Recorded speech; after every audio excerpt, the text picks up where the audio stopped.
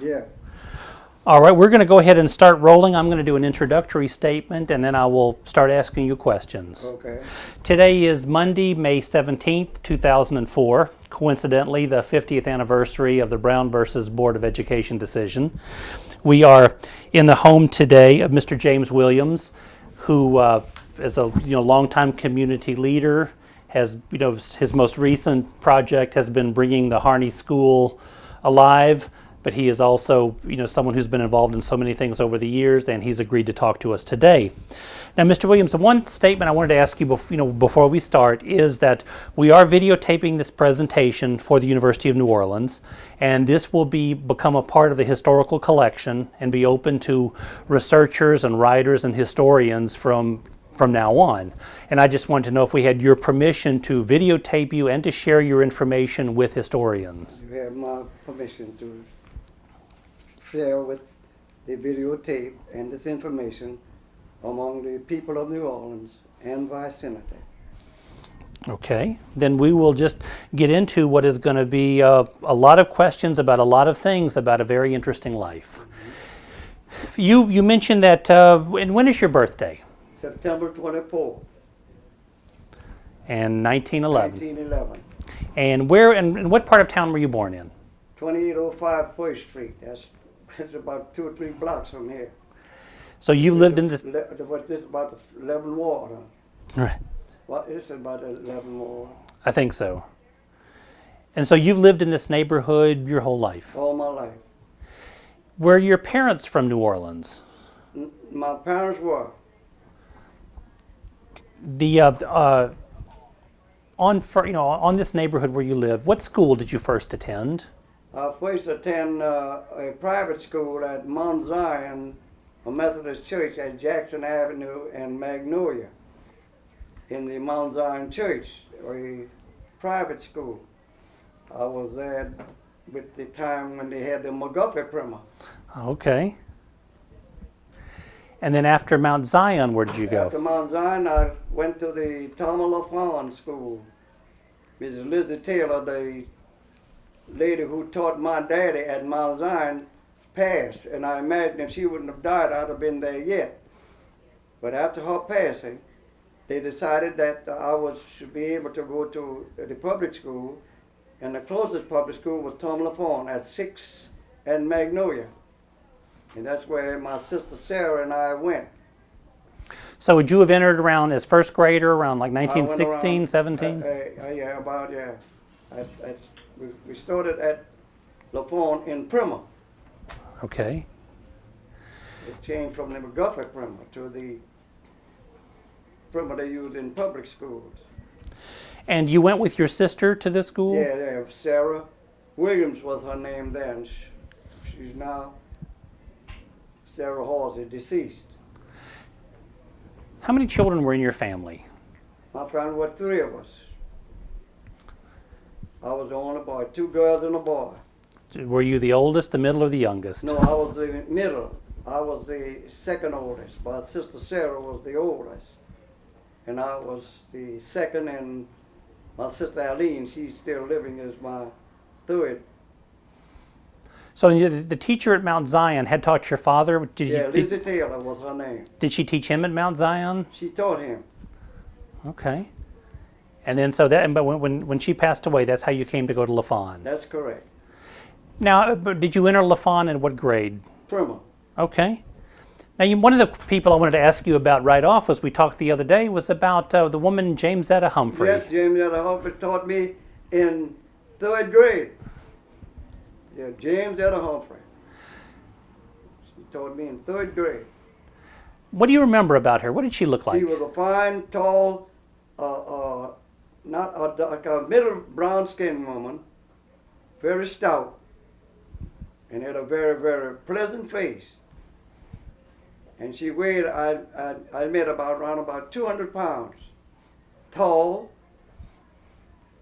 a very positive, disciplined teacher. Was she also a musician? No, her brother was. I don't recall her even playing piano, but her brother was a musician. And she taught you in 3rd grade? That's correct. Now, how about the principal then at the time of LaFawn School? The first principal that we went there was Savannah F. Williams, the woman. And what do you remember about her? Because I know she retired in around 1921. She was a very positive, disciplined woman. My sister Sarah was her messenger around the school. Whenever she needed any child or to bring any messages around to the rest of there were two buildings. There was the boys' building and the girls' building. And the way that she had a message, she'd give it to my sister called, and my class, Miss Thelma Evans, was our first teacher. And Miss Evans' room was right in the back of the office of Mrs. Williams. So we could go right out of our classroom right into her office. And Thelma Evans was my first teacher at LaFawn in Primer. Okay. Now about Savannah Williams, did you know her outside of school, or did she live in the neighborhood? No, I don't know where she lived. But I know she didn't live in the area of the school at 6th and Magnolia. I know she didn't live in this area. I think she might have lived more down below Canal Street, I should think. Her husband was the name of Arthur P. Williams. There was a school name for her husband. That he would have been He what? was principal of. He would have been principal of Fisk at one time. That's correct. That's the same school. That's a called Fisk. Same school. Okay. Now LaFawn, could you describe the building for me? The building, there was a building on LaFawn that faced on, let me see, that would be Magnolia, Ferret. There was a building that faced Robinson Street. That was the entrance to the school on Robinson Street. And behind that building on the Ferret Street side was known as the boys' building. And on the front side of that Robinson Street was known as the girls' building. In that building on the left side to 6th Street, that was the office of the principal, Savannah Williams. Was it a wood frame building? Wood frame. What kind of condition would you say it was in, remembering back? It was pretty good condition then as a matter of material. But as far as being convenient, it was not. It was 2 stories. In other words, it were 2-story buildings. Up the stairs and 2 stories. How was it heated? Pot-belly stove. Would you ever have to fill the stove? Many times I served. The janitor lived on the premises of the school. Mr. Brannick was the janitor at LaFawn School. And where would the coal be kept? The coal would be kept in an area near the custodian's home, on the building, by the custodian's home. There was a coal bin there, and they would bring the coal in the evenings. The janitor would supply all of the buildings with coal. And when there was no janitor around, the children would, the boys would go and fill up the scuttles and bring the coal to put in the stove. How long would it last? How long would it keep the room warm? Oh, it'd keep the room warm quite a while, 3 or 4 hours or more. See, because that stove would get red hot. Okay. And when it turned red, you'd open the door. And then sometimes it would become, more uncomfortable depending on the weather. But that stove would get so red hot until you'd have to move away. Were you assigned seats, or did the students get to sit close to it on cold days, whoever was first? You assigned, when you went in the classroom, you'd rush to get you a seat. And the seat that you would be, you didn't designate your seat, but it's a matter of your choice. And all you would do was, I'd always try to get me a seat close to the stove, because I was cold by nature. And that would be the first thing I'd look in the classroom for where was the stove. And no designated seat. You sat where where the teacher didn't designate your seat. You sat wherever you wanted to. Now today, of course, is an important anniversary, that anniversary of Brown versus Board of Education. Yeah. Do we'll jump ahead in time and come back again. Do you remember hearing about the decision when it came down in 1954? Recall some of that incident.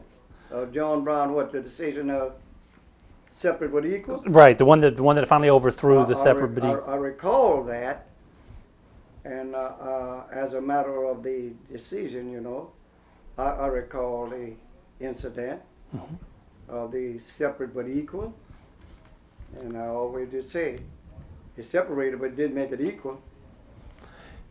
Did you start, in terms of just the school building itself or the other schools you went to, did you see a difference between the black schools and the white schools? Sure did I.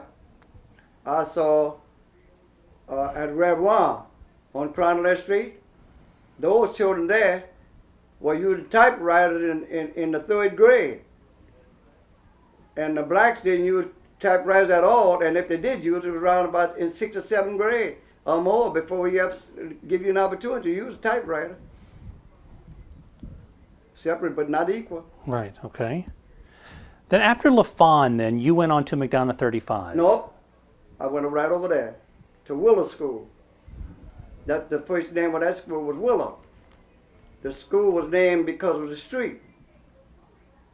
I went to McDonough, to J.W. Hoffman, after they changed the name from Willow School to Hoffman, when Mr. Hoffman was principal of 35.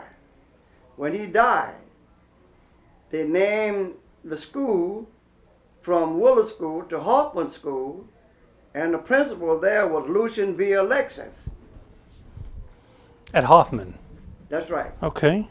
But before that, he was principal of Willow, right. But they just changed the name. But the first name of it was all Hoffman.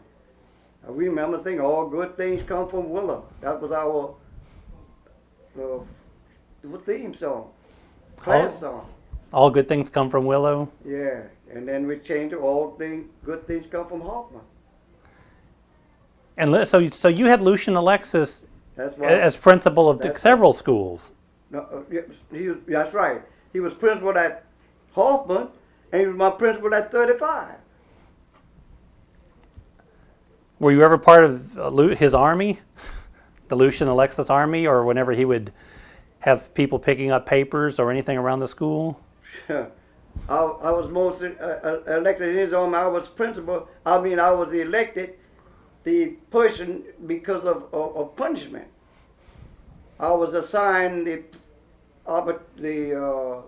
task of bringing my whole class to the tardy room or the penalty room because we violated the rule. Instead of being at brick masonry, we were behind the toilet shooting marbles.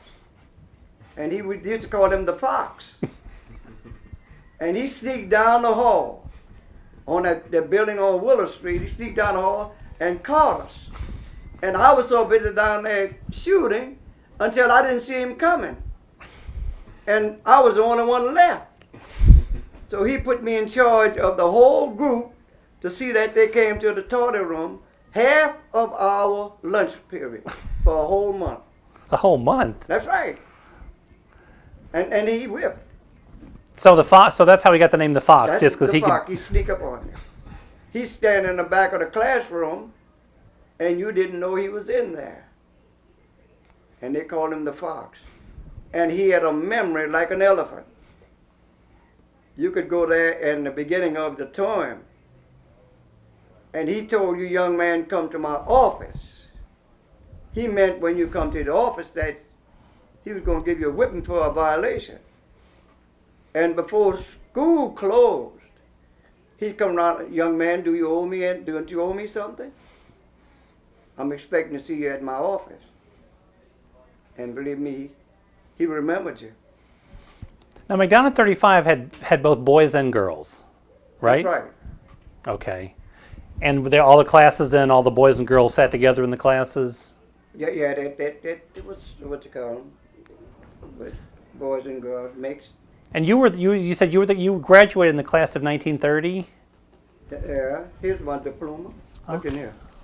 Look in there, see the diploma. See that though. Okay, this is Your Orleans Parish School Board has awarded this diploma to James Williams of McDonough 35. And then it has all your grades and your subjects on there. That's right. And, okay, signed by Lucian Alexis and Nicholas Bauer. That's right. And I see Here's the school board officers. January 30th of 1930. That's right.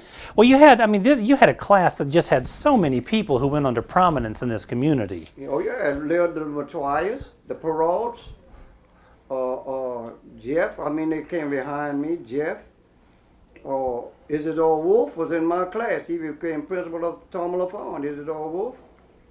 He was in my class. We finished together. C.A. Wolf. Oh, okay, then okay. And you mentioned and the Jeff you mentioned was Morris Jeff Senior. Yeah. He's became head of Nord. Right. His son was a very outstanding young man. Fine historian, fine speaker. Yes, he sure was. Yeah. When you were in McDonough 35, did you start thinking about what you wanted to do next after McDonough 35? Yeah, I thought about the opportunity I had in my mind. My desires were to be a medical doctor. And that was my aim and objective. I had gone back to Xavier. I think I can't recall the year, but I think it's around, and my daddy worked at Standard Oil Company for about 17 years. And just about the time he was about to retire, they laid him off. I was at Xavier University. I had taken a pre-medical course. And I got all my books. And my dad had lost his job. I got out of school and tried to open a business. Pre-medical course. And that's why I started up a business. I opened my little grocery and started hauling with a truck. I didn't know a thing about driving.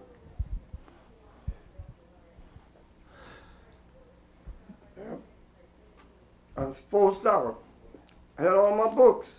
So you had all your books for the course, then you had to help support the family? Pre-medical course at Xavier. I did there with the best around here, for pharmacy. And where had you wanted to go to medical school? Well, I hadn't planned that, but the only school that I knew of then was Talladega, and I planned Meharry. Meharry in Nashville? Yeah, that's the one of the school that most of the blacks finished from, Meharry. That's the school I planned to go to, follow my mind, but I don't know what the future would have been like. I don't know whether I'd change my mind or what. But I do know I planned to take medicine, be a doctor, medical doctor. But just that dream of being a doctor, that's still, I mean, that was just taken from you at that time. And that's right. So after McDonough 35, did you go right to Xavier? No. About 5 years after I finished, I stayed out of high school 5 years. And a young lady, Nola Taylor, influenced me to go back and try to finish my education.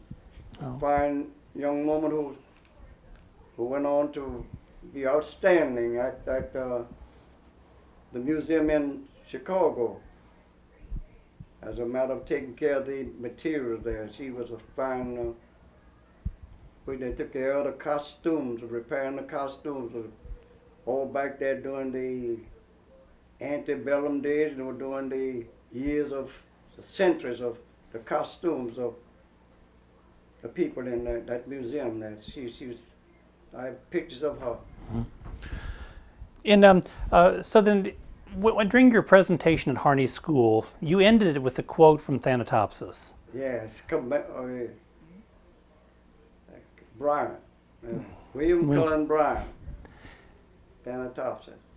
Did you read a lot of poetry in school or on your own? On my own, you know. And then we used to have a class in literature, and Thanatopsis was a part of that literature.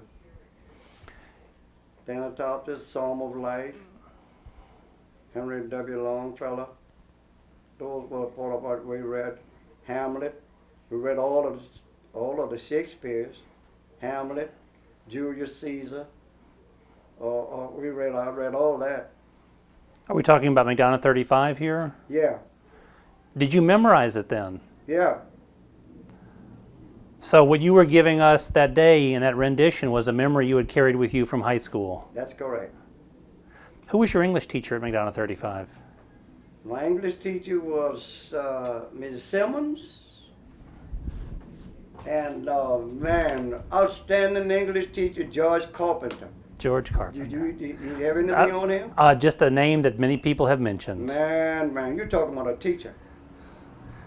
An English teacher he was. He was something else, man. He corrected books that other English persons had written. He was sort of on the feminist side, but he was a teacher. And you said you were in the quartet at McDonough 35. Yeah. What was the name of that quartet? We named it the McDonough 35. Okay. Yeah. Look in that book there. If what other young man here? Okay. Well, what I'll do is I'll let him look in that book there, and you see me a picture of the quartet. Okay. What I'll do is after we finish talking to you have the whole yearbook here. Great. The whole yearbook. Yeah. All right. After we finish talking, I'm going to look through that because that's there's even probably copies. All right, yeah, you see the yearbook there. I'll picture that. Now, how did you get interested in politics? Because you mentioned that you had worked in the Morial election. Well, I became interested in politics through my brother-in-law, Reverend W. Hausey. And you see, I don't know if you noticed, you're in Paradise Jackson and Magnolia. That big church right on the corner there. You saw that church? Yes. My brother-in-law pastored that church and built that church. How do you spell Halsey? Hausey. W.E. Hausey. Willie Earl Hausey was his name. He built that church, and it's paid for over $500,000. And they don't own anything around there all these years but the utility bills. So you got into politics through Reverend Halsey? Yeah. During the reign of the O'Keefes. Okay. Arthur G. O'Keefe, the coffee man, his son, Junior got in a lot of trouble. Mm-hmm. He got in a lot of right, trouble. he did. So that he was the one who influenced and insisted on my brother-in-law organizing a political group. And so we have the charter, the Democratic Voters for Action League. You see that Hankel? Right. We supported him when he first ran for the ward league, from the city. Did you have an office in the Democratic Voters? I was president of the Democratic Voters. And about what year are we talking about? What time are we talking about when the Democratic Voters started? Around about in 1950 or 52 in that area. And was it a neighborhood group or a citywide group? It was more of we had a neighborhood yet citywide, because we extended and what I say was we campaigned mostly in the 11th ward, but not citywide. We didn't hadn't expanded to the city, but especially the 11th, 12th, and 13th ward, this uptown ward, or we might term it the Garden District. Okay. So as president, what were your duties to try to get people politically involved? My duty then was to preside over the meetings, and after presiding over the meetings, we'd organize ourselves from the standpoint of the campaign to get our workers to go door to door with the funds that was given to us by the candidates for the office, they would give it to Reverend Hausey. Reverend Hausey would bring the money to the meetings of the league, and there we would distribute that money to the other members of the group, and they'd go out to campaign from door to door and put up signs. He never used one nickel of it. As the persons would give the candidates would give it to him, he'd bring it to the group. Then we would in turn take that money and get workers to distribute the campaign paraphernalia. But for the politicians, he never used a nickel of it. So that means political leaders would come to you, I'm sure. That's correct. The political leaders go to him, executive director. And he, as being executive director, he'd bring the information to the group. And there we would discuss, and he would endorse and support the candidates. And in that, the candidates would give him funds to put out into campaign. Then we would, as a group, would organize and get the workers to go to the polls and to go to man the polls and to distribute the information door to door as to get the voters. And we would pay for those workers from our treasure. From the earlier days, do you remember some of the candidates that you supported? Moon Landrew, Hankel, or any candidate for mayor doing from Moon's on. We supported Morial. Morial spoke at our church many times. And any candidate who was from the Democratic Party who was any worth, we supported. Have you been a lifelong Democrat? Huh? Have you been a lifelong Democrat? Lifelong, yeah. Wouldn't be nothing else. Do you remember, what was the first election you voted in? My first election I voted in was about that, because after all, after the voters' registration, I think the first election I think would have been around about Landrew. For we had a voters' registration drive to go down to the City Hall when doing Ernest Wright's time. And we had a drive to go down to the City Hall to try to register to vote. And I went down there many times and was turned down. Tell me how they would do it. How would they turn you down? I mean, what, you would go there? You go there and you fill out your card. As you fill out your card, they would, one thing you might have wrong on there. You had to give your year, month, and date of your birth, according to your year, according to that. They give you your present year. Now, if you vote that out wrong, or if you didn't have the right party affiliation on there, they'd turn you down. Was that just part of a tactic to keep you from voting? To keep from voting. And we got down there, we went down there with a flag on a car with Ernest Wright to the voters registration on St. Charles Street, the voters registration. And we stood outside. And they sent us going there one by one to try to register to vote. I think it was about 25 or 30 of us. And out of 25 or 30 of us, only about 2 or 3 got able to vote, got registered. And the restriction was that you have to be a poll tax a person to vote. And when that happened, blacks were on the garbage trucks. And to take them off, they wasn't paying poll tax. They put whites on there, and the whites were paying poll tax. So therefore, we couldn't vote because we didn't have poll tax. Okay. So when they eliminated the poll tax, then that opened the registration for us. Were you involved in any other protests over the years? Yeah, involved in the protests to integrate the school.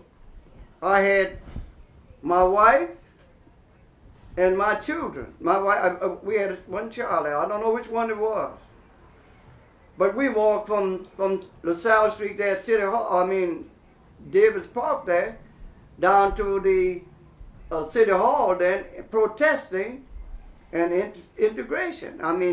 Voting for integration. Wanted the schools integrated. So that would have been before 1960 then you were doing this? Yeah, we walked, marched there from down there to City Hall. Was that part of a group under an organization or just a group of people who got together? Group of the community. Okay. How did you meet Mayor Morial, or Dutch Morial at the time, when did you first meet him? I first met him when as far as I'm concerned, I thought I had the Ronniger there with Dutch. Dutch was at 35, either before me or after me. Dutch was at 35. Mm-hmm. That's where he finished. And I met Dutch again with Reverend Hausey because Reverend Hausey prayed in his court to open his court. Oh, okay. So then did you know more? Then you knew Morial at high school then? Yeah, sure. Was he just one of the many people, one of the other students there, or did you? Just one of the other students. Ordinary, aggressive, influential, wanted to get ahead, and he did. You know, he was a judge before he got to be president, right. Got to be mayor. He integrated LSU.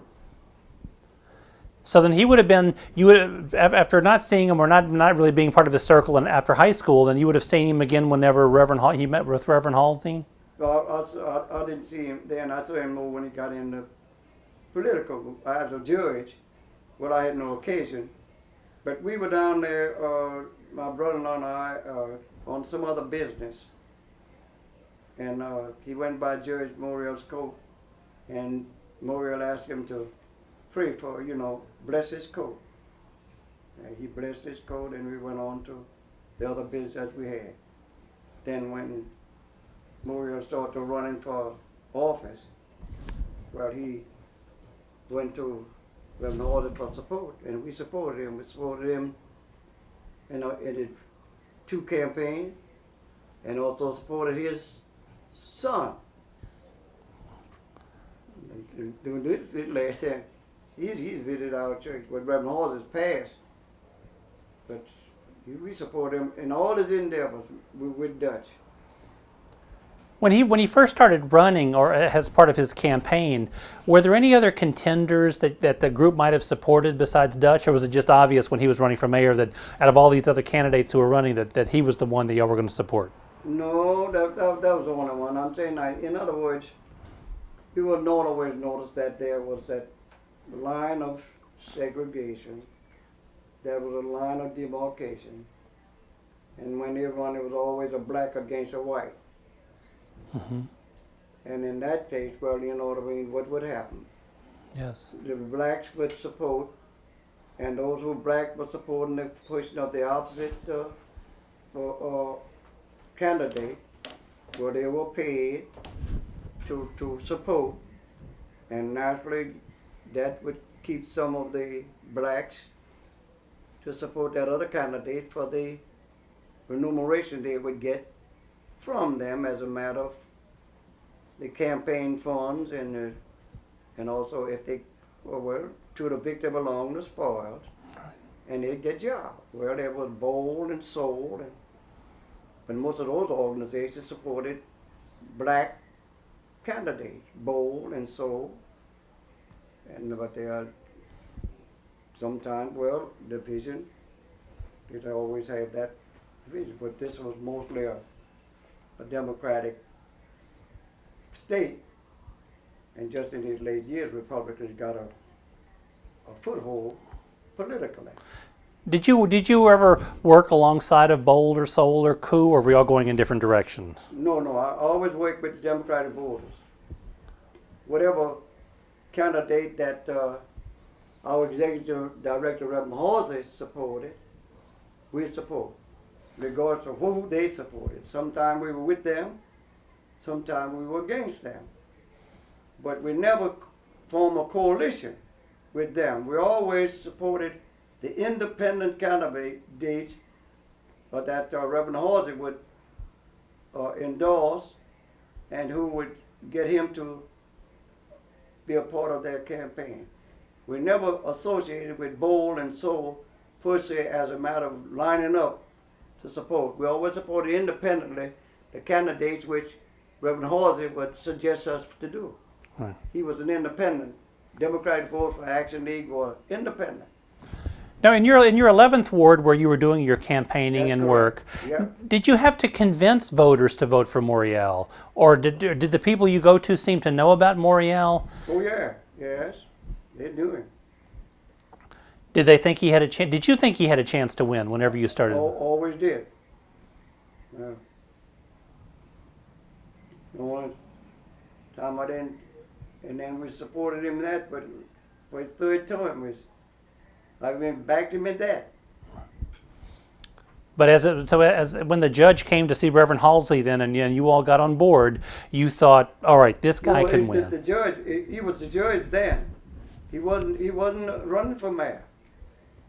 He was a judge. I think I forget the court. He was Right. but he wasn't running for mayor then. It was after after his judgeship that he resigned his judgeship to run for mayor. That was before he ran for mayor.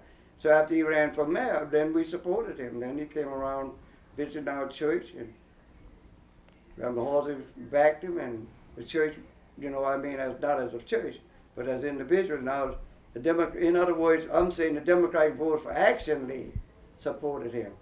And Reverend Hausey was the executive director. He'd make the contacts with the candidates. And if he told the candidate he was going to support him, then we would take the funds and support that candidate. He'd bring it to the league, and we'd get the workers. Now, for a political group to be successful, it would seem like they have to have credibility, they have to have believability, they have to have somebody, like in the presidency, that the community knows. Were you well known in the community? Well known in the community, and Reverend Hausey was more well known because he was pastor of one of the biggest churches in this city. He was well known. How did you come to be well known in the community? Was it simply by living here since a child, or other things you may have done? Well, the only thing I've done in my years as a teacher in the Sunday church school, I became well known through teaching. Okay. In the church. The church made me what I was, aside from being in business, and I'll say the public relations with Cushman and having a little store.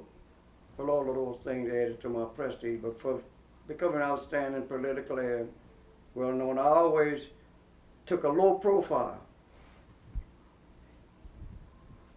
Now tell me a little bit about your public relations for that store on Canal Street.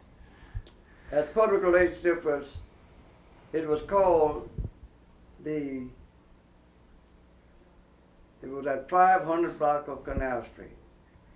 Solomon Grishman was the owner. He just get a big idea of trying to get a store on Canal Street with an all black personnel. He succeeded in getting this building in the 500 block of Canal Street. And when he opened it up, he had all black personnel. The secretary, I know her well, Ms. Max, we call her. And when he opened it up, he thought that the blacks would cater to it, and they did for a while. They blackballed him out of the Chamber of Commerce. And he wouldn't let him have any office in there. they clamped down on his publicity. So when I went to him as a public relation man, I had a plan that I would contact and go around in the neighborhood and to different places in the community and organize a group and invite them to it, and we'd talk about the store. Then we'd go to another group each night and talk about the store to try to get customers. But I wasn't successful in the endeavor, and he eventually had to fold up. But he stayed around about 1 or 2 years or more. And they called it the Grit of Richmond. And he was about the only man that I know in this city who tried to promote a store with all black people in it as clerks and as an office force. So how would they? So the Chamber of Commerce basically kicked him out, Yeah. and then you said they clamped down on his publicity. Yeah. In other words, some of the papers wouldn't advertise his business. Oh, okay. They just froze him out. Now, did you come to him with a plan? I did. So what were you doing at the time? Were you in public relations at the time, or you? No. I was working there with my truck, and I don't know what happened, but I went out there and just tried to get a job, and I promoted the plan at these night classes or group sessions to talk to the people to get business. I just organized myself, and he accepted my idea. I think I got $25 a week. And so you were. Go ahead. And he furnished, at one time he furnished a truck. And I had some girls that go around tramping from door to door. And he ran a U-drive truck. And he was a furrier. That was his trade. Oh. He was a furrier. And he used to store furs. And my job was to try to go around with these girls to try to collect furs, that he would store these furs, for the winter, for the summer. And in the meantime, that would keep the people coming into the store. So he sold general merchandise, and he had a fur storage. Yeah, that's right. Okay. Yeah. Saul Grisham. His son was a rabbi. At the time, then, you were driving your truck and doing. What were you doing? Just general hauling. General hauling, yes, yeah. And then, what did you do after you left? After Saul Grishman's had to close.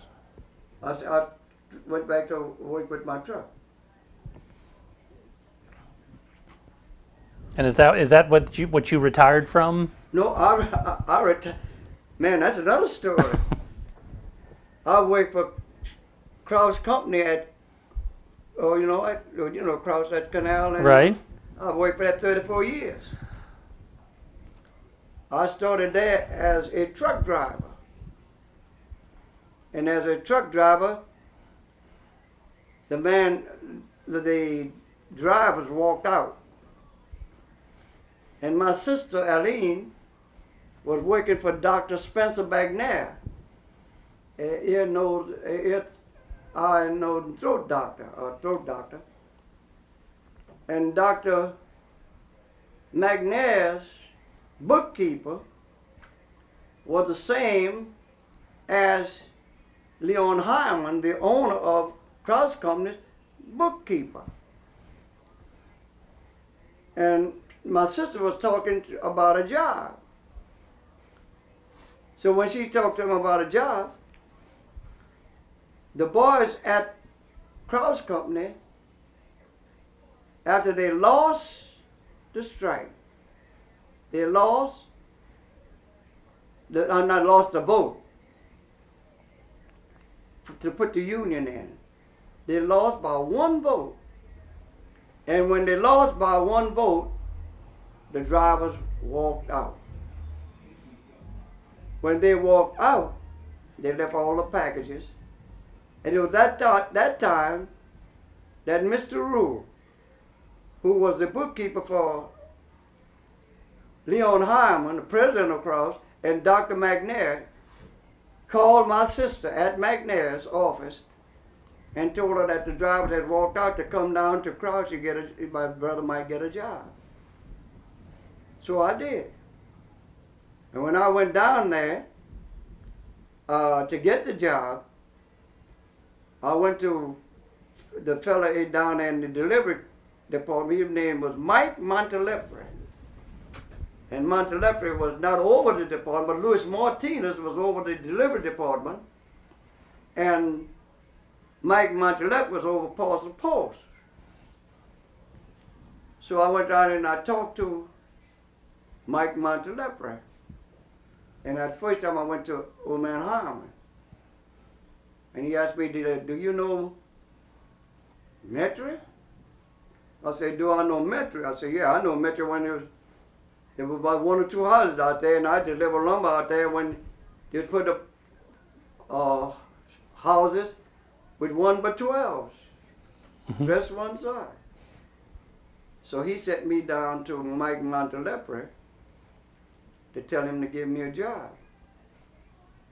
So when I went on there to Mike, about me being crippled, Mike told me, says, you know, man, you know, this is a very hard job. I said, I know that. He said, no, I said, I just come for the job. I know Metri. I said, sure, I know Metri. So I was hired. My number was 3606. And it narrowed down to the fact that the fellow in the Metri route, man, he knew Metri like a book. That eliminated me. So I was standing up there with another fellow by the name of Bonsignor. And it got on to the point where they didn't have a job for neither one of us. But Louis Martinez, Louis Martinez retired there. I think Martinez had been there about 55 years or more. So Martinez called me and said, what is your number? I said 3606. He said, I'm going to take you in here to work with me. So I came in there and I started the route and packaging with Martinez. And I stayed down there and for the years, about 17 years, and Martinez retired. When Martinez retired, the owner then, Jimmy Hyman was Old Man Hyman's son. So when Martinez was about to retire, Martinez said to me, he said, Bill, I'm going to retire. I told him, I said, Martinez, I said, the job is mine. I said, he said, oh, Bill, don't start. I said, hell yeah, I'm going to start it. I said, what do you think I worked 17 years under you for? I want the job. He said, man, wait till I get out of here. So before you start, I said, I don't care.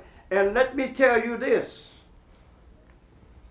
There was a fellow there by the name of Blank, working in Parcel Post. Blank had been there not just 6 months. I'd been there 17 years. Jimmy Hyman, Old Man Hyman's son. The old man was dead. I'm sitting down there just like we is in here. Jimmy Hyman called Blank and Martinez up to his office. And when he called him to his office, he let me sitting there. When they came back down from the office, Martinez said, she said, well, Bill, I said, Mr. Hyman said that Blank's going to get the job.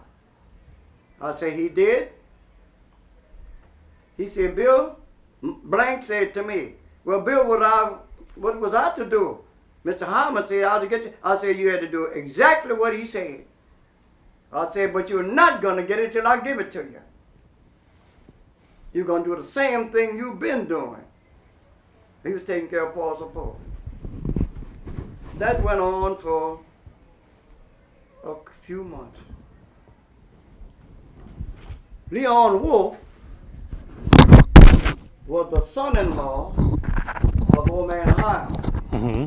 He married May Wolf.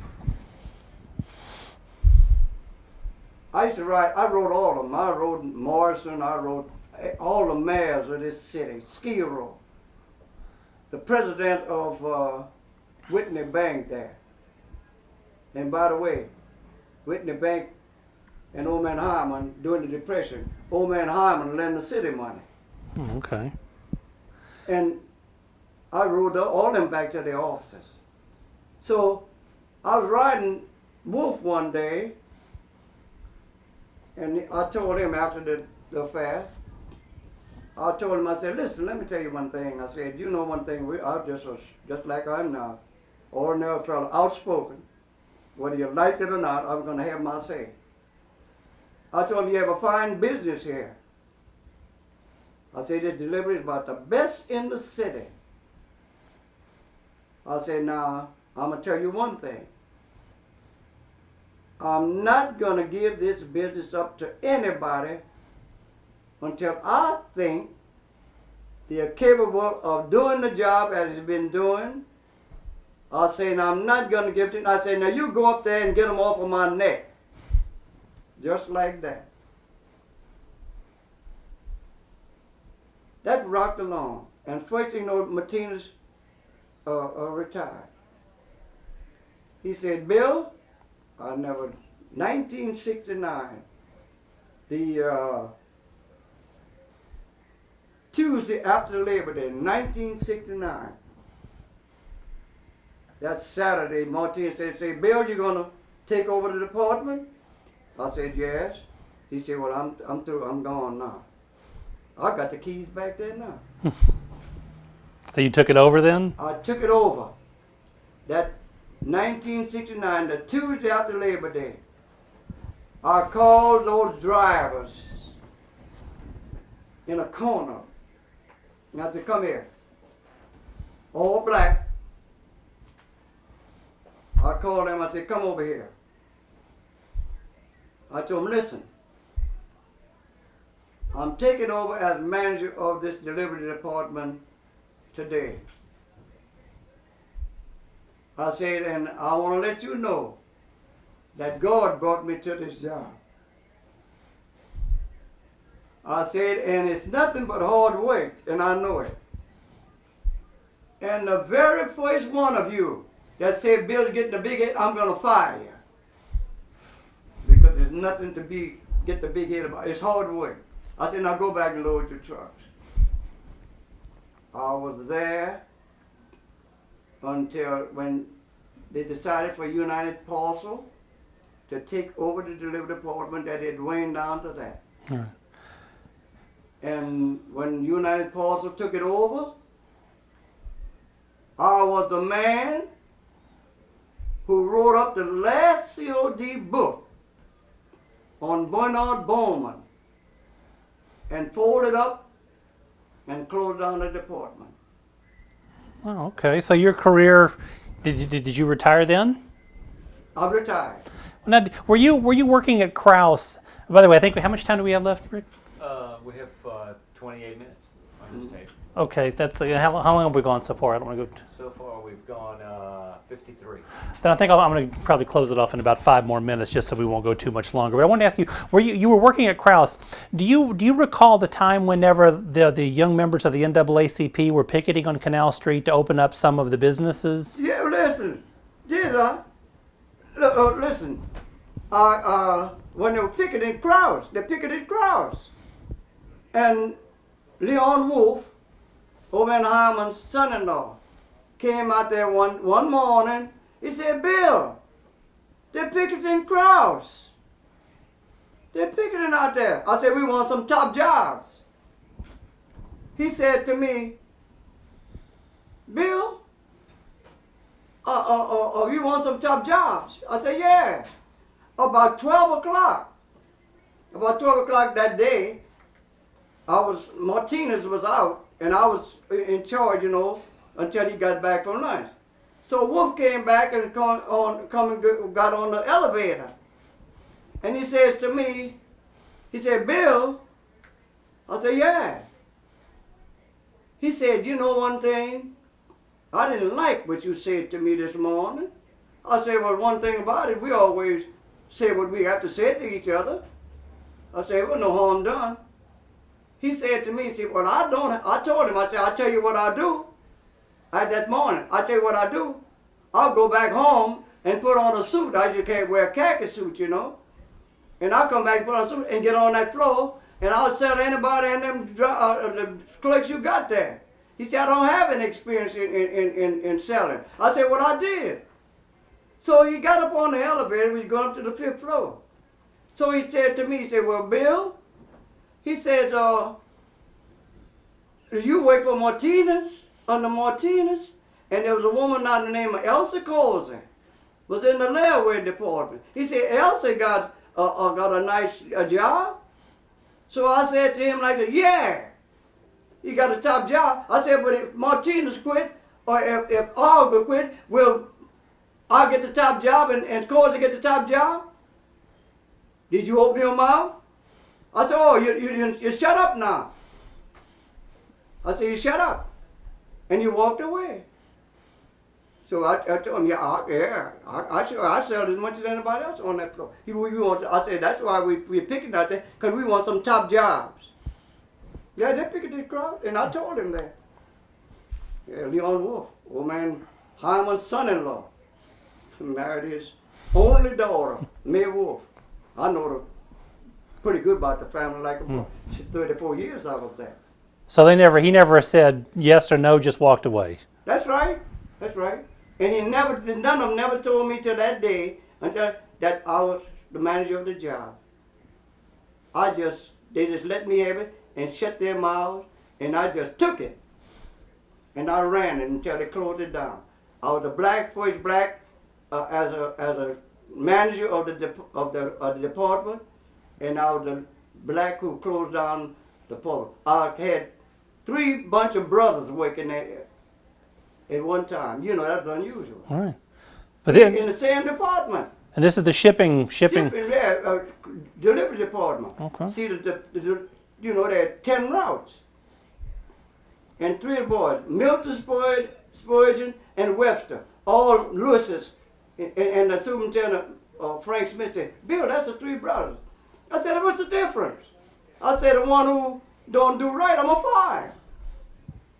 2 sets of brothers I had working there. No problem. Okay. That is quite a bit of hard work, but you know. Man, it's not bothering me. It's your time. I guess the last question, we'll go back to your political party. You said that you've been a lifelong Democrat. Did you, when you were coming up, did you know anyone who was a registered voter in your neighborhood? A registered voter? Right. No. Who was the first Democrat? How did you become aligned with the Democrats? I came in line with the Democrats as a matter of the just association, and like Wolf asked me that question one time before. I used to hear about the Republican Party and the Democratic Party. So Wolf said to me one day, say, Bill. I said, yeah. He said, you associated with the Republican Party? I said, no. He said, why? I said, well, after all, the reason why I don't vote for the Republican Party is they haven't done anything for me lately. He said, oh yeah, well, I'm going to give you a magazine. He bought me a magazine with the activities. But I told him that's the reason why I associated with the Democratic Party. Right. Because of the fact that they cater to the small man. And what became of your voter organization? What became of it dissolved as a matter of time. Okay. We still have the charter, but it just dissolved. After Hausey passed, and I wasn't interested in it and being active, so we just dissolved. We still have the charter, but. Okay. All right, well, I guess what we'll do is this will conclude the formal interview part, but I certainly, before I go, had wanted to take a look at your certificates and pictures here, if that's all right. Sure, at the time. Your time is my time. Okay. Anytime you want, or take all the time you want. This is, okay, the certificate from McDonough 35. Yeah, and the 8th grade certificate. That's when I finished 8th grade. That's in 27. That sounds okay, 1927. And were these given at a ceremony? That's a ceremony, yeah. We had a ribbon, man, a ribbon. It was a wonderful affair. Now the graduation from 35 was at the Pythian Temple. Pythian Temple, okay. And is that where you did is that where the school did its performances and That's right, operettas? that's right. There's a picture in there at the El Bandito that I was in. You were in the band. Okay, then El Clyde Bandito? Kerr wrote that. Clyde, yeah. El Bandito. Yes. Clyde Kerr Sr. wrote that because I have the original manuscript at home, a copy of it. El Bandito, yeah. I was supposed to do all the singing in that play. But there's a boy by the name of DeWitt Perkins. Yes. You remember that name? I know that name. DeWitt Perkins. There's a boy named Emil Featherston. He was supposed to do all the acting. Featherston, because of his size, he was supposed to do all the acting, but Featherston couldn't sing. So Featherston was going to do the acting, I was going to sing, and along came DeWitt Perkins. DeWitt Perkins did it all. He was a tenor singer. And DeWitt took the poor part, and I took the part of toner, no vocal. And you see a picture of me in there, and El Bandino, right in front. James Williams.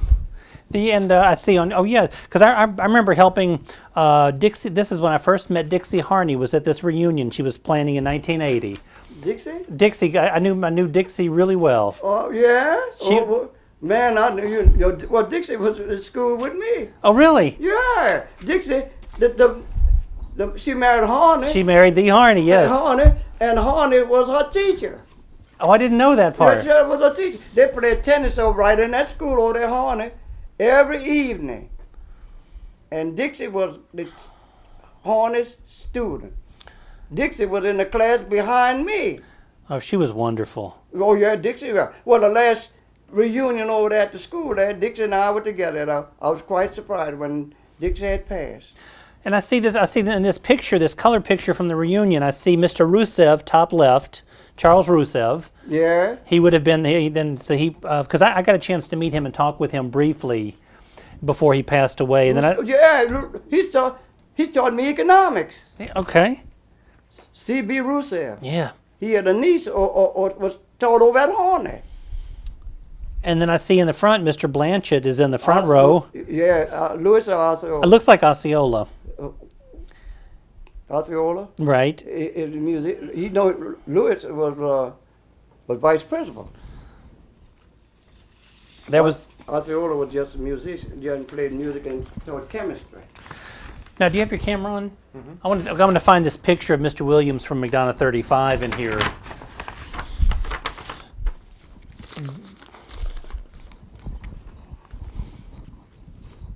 So this is the 1929 Ron Eagle. That's it. All right.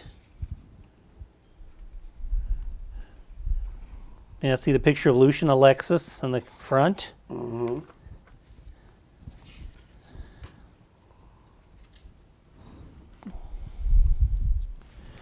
You see those scenes in there, the sketches of the eagle. Right. A boy at 35 drew those. But I was trying to think of that boy's name. He was a good artist. I see the picture here on the faculty of George. I see George Carpenter. Do you see him? I see Miss Kaiser. Kaiser, yes, Louise Kaiser. Thomas. Spriggins, Mr. Spriggins. Yeah, Spriggins was a dancing teacher. Dancing teacher. Yep. Oh, I didn't know they offered dancing. Yes, they did. And Maxwell also was the dancing teacher. Maxwell was a beautiful woman. I think her name was Ida Maxwell. Don't you see her picture now? See, I'm looking for the yeah, Ida E. Maxwell. Yeah. Okay. And Mr. Spriggans taught. I see he taught art, music, physical education. That's right. Now, where would I find you in here? Do you remember? Go way back towards the pictures of the activities. Around the El Bandito, around the dramatics. And what grade would you have been in 29? And well, in 10B. 10B1 or B2 or A 10B1.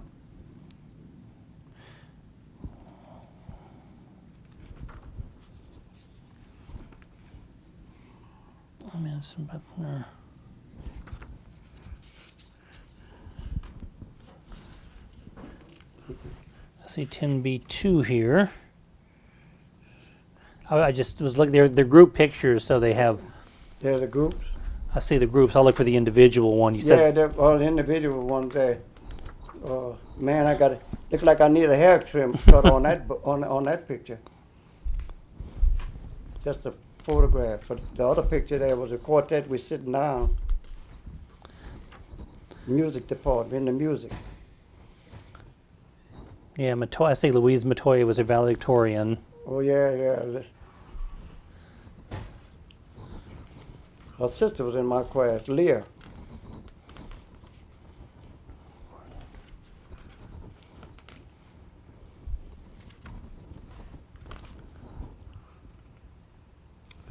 I don't see. Maybe it's in this other term. Oh, Verly Bright. That would be Verly Bright Starks. It was Verly Etta Bright here with some. Yeah, well, she was in one of those scenes, Right. In one of the plays, Oh, I see her just as as a salutatorian. Oh yeah. Smart girl.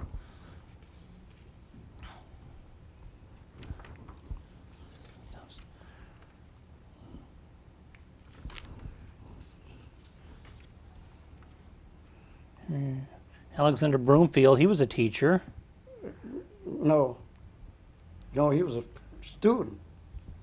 Brumfield, No, I thought I didn't. Oh, I was thinking about later. Didn't he go on to be a teacher? He might have. But I know the Brumfields well. They live down in my neighborhood. Now, Right. James Halsey. Oh yeah. Two brothers. James and the other boy. He had what you call a hand. He had about 2 fingers. Okay, that's Two brothers. James and other Julius. Julius, yeah. James and Julius. James Williams. No, Janie Williams. I'm sorry. I thought I had. Okay. Have you seen the plays? Have you seen The Queen? William Takes a New Degree. Uh-huh. I'm trying to see the normal class here.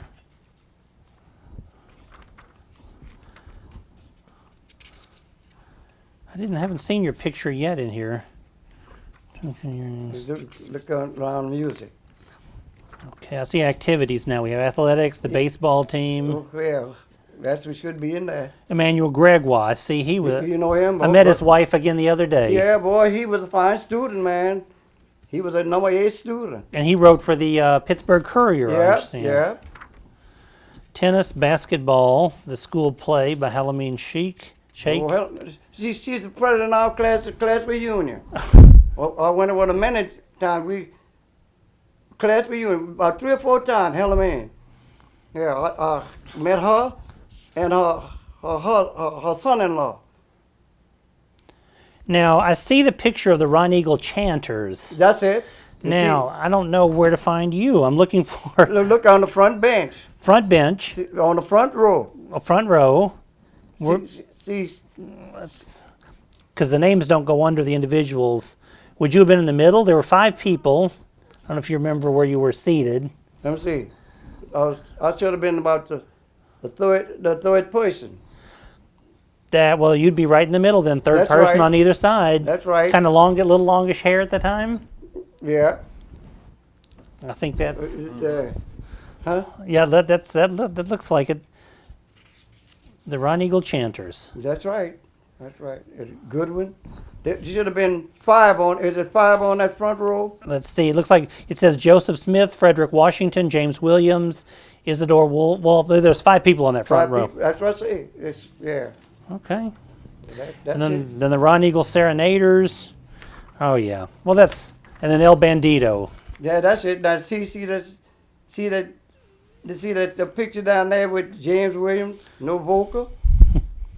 Right. See that little picture of me standing right in front with that poles. Oh, that's you, and that's you right in the front. That's correct. Yeah. The cast there was Plakins, Goodwin, Muse, Ethel Muse, and myself. We supposed to be the leading characters right on the front. There you are. Yep. Oh well, good. Yep. Well, I'm so glad I had a chance to see this. Yeah, I'm glad you did. I thought it would be of interest to you. I wish I could have found some of those pictures of Hornets activities when I was playing on the PTA there. The calendar tea, things like that ran in the Louisiana Weekly. In the Weekly. What I see that. the last thing I would like to do before I go is, if I could, just to take a picture of you on your sofa, because I like to attach a picture to our file. Okay.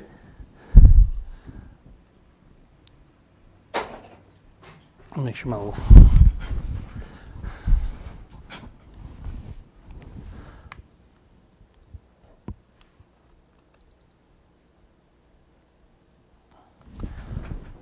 All right, and if you could just incline your head toward me a little bit, and that's perfect. That's perfect. Thank you. One, cheese, two, eh? cheese. Yes. I'll do one more as soon as these batteries recycle. That's good. All right, say cheese. 1, 2, 3. Good. All right. Well, I certainly appreciate your time. I'm so glad I ran into you on. Your name again? My name is Al Kennedy, Kennedy. and I had worked in the school board for 21 years. Yeah. And I had worked in their public information office. And that's how I got to meet Dixie Harney when she was organizing that reunion. Yes, indeed. And then now I teach history part-time at University of New Orleans. Yes, yes. And I had set up the school board history collection at UNO in '82, where we try to gather all these old papers and pictures and yearbooks, Yeah. so that years from now, historians will have a place to look Yes, for them. Indeed. Yes, indeed. That's a fine activity. Yeah. So that, and I had that's why when I heard about Harney having its dedication, I had been, I was working in the school system when it caught on fire. Yeah, that's why I said that we had a good time there trying to keep this haunted there after that fire. That's why they put the little cottages on the ground there.